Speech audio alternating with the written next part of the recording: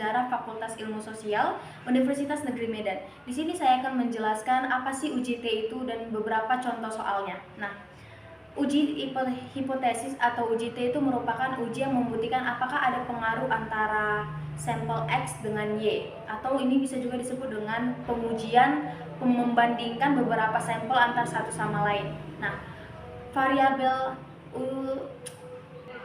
pengaruh X ini merupakan variabel bebas dan Y ini merupakan variabel terikat. Nah, di sini saya akan mengambil 3X, yaitu yang pertama X1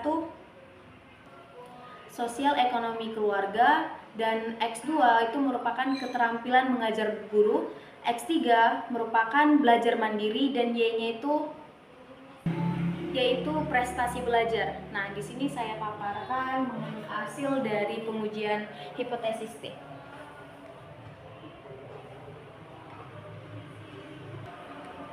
Nah, untuk pengujian koefisiensi regresi secara parsial itu di bagian X1, yaitu sosial ekonomi orang tua, itu uji hipotesis X1 dilakukan dengan membandingkan antara T hitung dengan T tabel. Nah, diperoleh nilai T hitung itu 3289, sedangkan untuk T tabel dengan taraf signifikan itu 0,05% atau 5%. Diperoleh nilai T tabel itu sama dengan 1,687.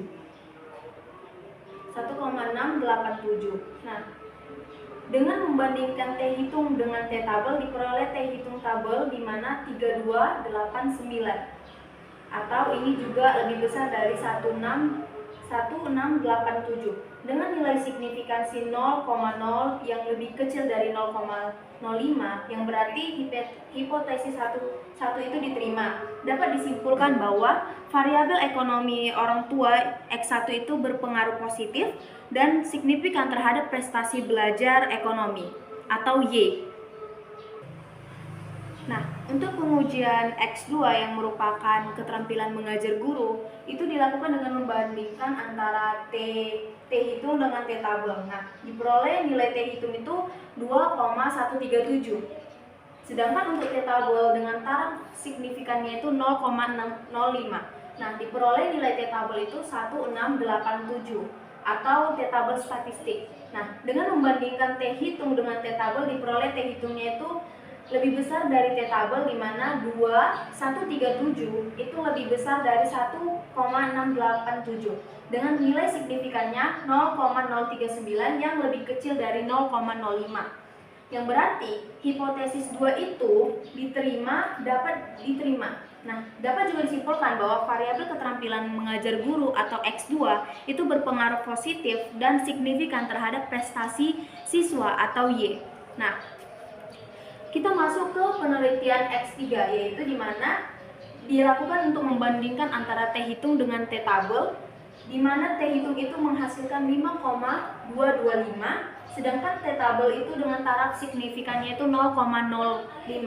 Nah, diperoleh nilai tabel itu 1,687.